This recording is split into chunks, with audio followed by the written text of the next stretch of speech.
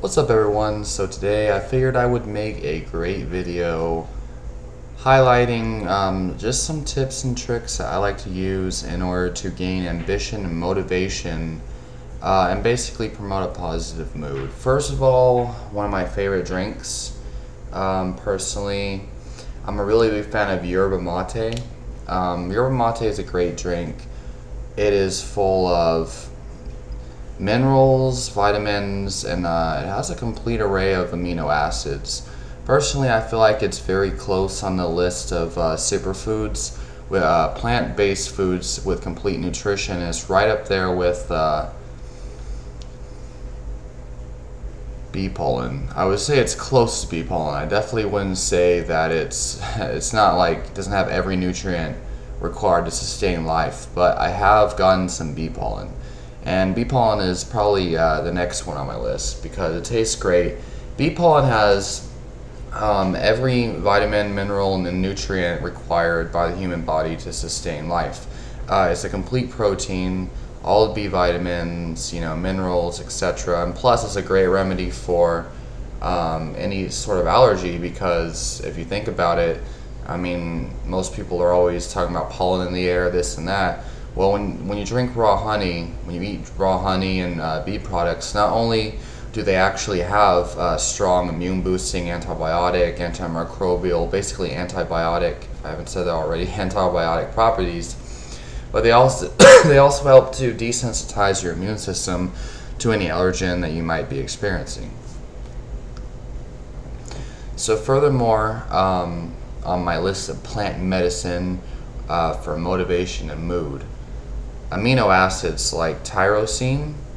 Tyrosine helps to increase your levels of dopamine in the brain. For those of you who do not know, dopamine is directly related and correlated to motivation. Basically, whenever you have a strong ambition to do something, for instance, say you're hungry, that's dopamine. That's your dopamine levels are increased. They're motivating you to do something. A lot of people have malfunctioning dopamine responses, causing them to, say somebody is an alcoholic. They're craving beer, alcohol, and they're probably thinking about like the fizziness, and it's like, oh, this will solve my problems. They're trying to solve their conflict, but the dopamine response is associated in their mind with alcohol. And it's the same thing that goes for drugs or even yerba mate tea. Yerba mate is something that makes me feel better. So before I drink yerba mate, I have a strong dopamine response that's telling me, oh God, go drink some yerba mate, it'll make you feel good. This is also how dopamine is related to pleasure in the brain, because dopamine motivates us to go after what will make us feel good and satisfied. Now, here's the thing is, if you are addicted to success and progression, that's what we're put on this earth to do, is to create things, to have motivation to create things, ambition to create things. The difference in what your dopamine response is associated with, what you're going after is, are you going after something that's destruction or creation? Are you going after something that's self-destructive, something that's going to take away from your life, or are you going to go after something that's going to benefit you in some way? See, the cool thing is I used to be addicted to energy drinks, and the ones I was addicted to, they're high in sugar, refined sugar. I didn't know at the time, but the energy drinks I was drinking, some of them had artificial colors and sweeteners, and they're just super low quality. Any benefit that you would get out of them are super low quality. The B vitamins and even the ginseng root and the herbs that the energy drinks I was drinking had were low quality. So what I did, what I recommend all my clients do, is we just switch to something that's better.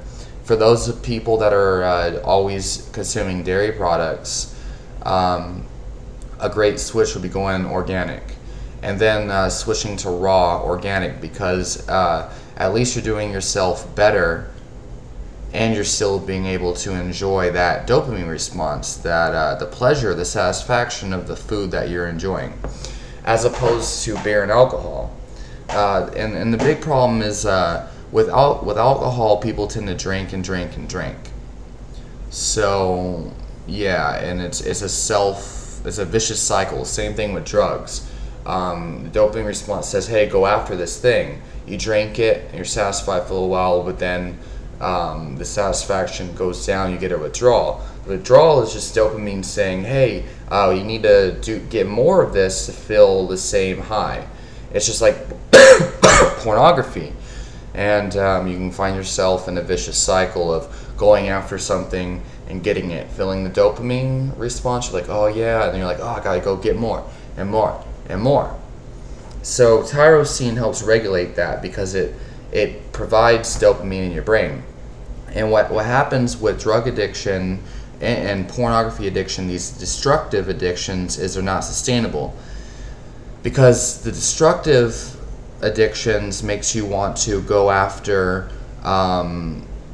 something that's going to deplete your dopamine stores. So whenever you go after pornography or you go after drugs or alcohol, what happens is you get into a deficiency of dopamine. So your dopamine response is saying, hey, I need more dopamine. I want to feel more dopamine.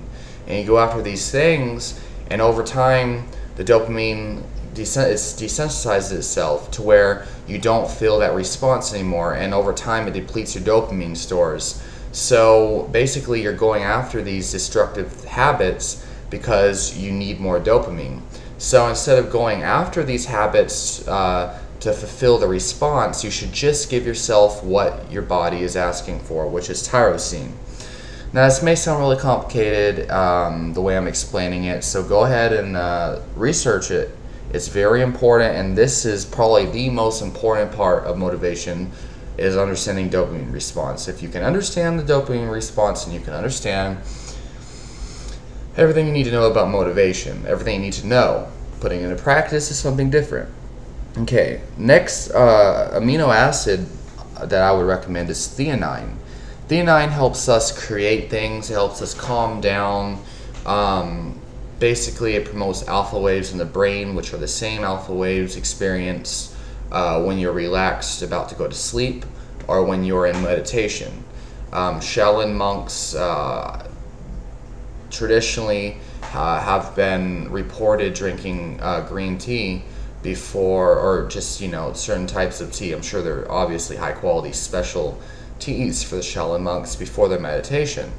And green tea and black tea, most teas that I'm aware of, are the biggest plant source of theanine. As a matter of fact, they're the only plant source of theanine known, that I know of at least. And theanine increases alpha waves. Meditation increases alpha waves. So caffeine with theanine really helps you get into a great motivated but relaxed and calm, like flow state. Basically, alpha waves are the flow state. So taking theanine helps you relax and go with the flow. I've experienced this firsthand. When I don't have theanine, I start to feel very jittery if I don't keep up with my breathing practices. Theanine just kind of like regulates everything and helps you stay balanced and focused, especially for someone like me who analyzes and thinks constantly. I'm a very deep thinker. And it just helps me focus more on thinking about something that's beneficial as opposed to wasting my thoughts and energy on something that's kind of self-destructive. It can also help regulate the dopamine response. Has been shown to help regulate serotonin and dopamine. So theanine is a great supplement to have, something that I've really found to be very important and beneficial and very influential in my life. Next would definitely be high quality protein, but most importantly, it doesn't matter what type of protein you take in. I don't care what anyone says. The truth of the matter is you want to find something that works well with your body. I believe one of the biggest one of the biggest things draining people's energy is eating foods that do not work well for their body. For instance, I cannot eat. My body cannot digest beans. You know, any sort of like, you know, lentils, seeds, nuts. You know, it kind of sucks because I have a very difficult time digesting, you know, flax seeds unless they're super ground up. Chia seeds I can't really digest either, and that sucks as everyone knows chia seeds and hemp seeds and all these things are amazing for the body, and I really am inspired by these superfoods. Unfortunately, my body just won't digest them. I had to pass up so many amazing deals on hemp seeds today and superfoods simply because I can't digest them. Better to, you know, spend your money on something that's easily digestible than something that doesn't work so well. For me also, I can't eat steel cut oats, which people, you know, you may think that, you know, whole grains are great for you, and they are, but if you can't digest them, but you can digest the processed grains, it's better to go with what you can eat. That's why processing was originally invented. Things like cooking and soaking and these things are actually, and grinding seeds, they're processing. Quick oats are just steamed and cut oats. So all these people talking about glycemic index and this and that, I can change the insulin response depending on you know, other combining factors and things. But what I really want is a very quick and easy source of energy. So make sure that your protein that you're eating is digestible, even if it's in the form of grains such as oats and rice. That's still digestible. And all this complete protein shit, they're fucking amino acids, motherfuckers. Okay, and you can definitely combine, you know, different fruits and things. It's a dumbass motherfucking. The reason why people care so much about combining proteins and getting complete proteins is because of the supplement industry trying to sell you protein powders. Without a fucking doubt. Anyone who doesn't know this is dumb as fuck. This is just common fucking sense. Oh, my nutrition degree, but fuck your nutrition degree, motherfucker. You read a fucking book. Great. I've read many books as well. Alright, and I read all the books you've read, and all the books contradicting the information as well. So, yes, motherfuckers. Because proteins, it gives you all the amino acids and building blocks, you know, to maintain healthy nerves, healthy nervous system. It's great for brain health. Pretty much amino acids can be used as medicine individually, but then giving yourself, you know, high quality proteins in a broad spectrum, just like micronutrients and eating all different types of vegetables. You want a variety, so eating complete proteins, a complete variety of amino acids gives your body the amino acids so it can do certain things with them. Now, when you take tyrosine and theanine and individual amino acids with a purpose, you want to take them on an empty stomach before you eat anything. Theanine, I would take before you go to bed. It's one of those amino acids that you can take and won't compete with your food, but when you take tyrosine, it will compete for absorption with other amino acids. You know, with some raw honey or a simple sugar, I've heard this okay, it actually increases your absorption.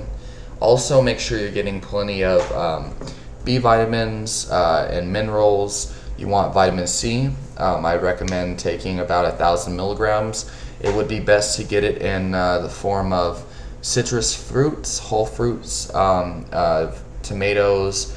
Bell peppers are the #1 source of vitamin C, along with there's, you know, cherry, tart cherry, camo powder. There's a lot of different ways of getting vitamin C. Also, ascorbic acid should do just fine. The majority of information I see out there it says that ascorbic acid is just fine, despite all the arguments talking about synthetic and this and that. I completely agree. You always want to have it, every vitamin in its whole food source and form, but at the same time, I don't see anything wrong with consuming ascorbic acid or, you know, isolated vitamin C by itself. It would be ideal to get in whole foods, or a step below that would be to take it with citrus fruits or bioflavonoids.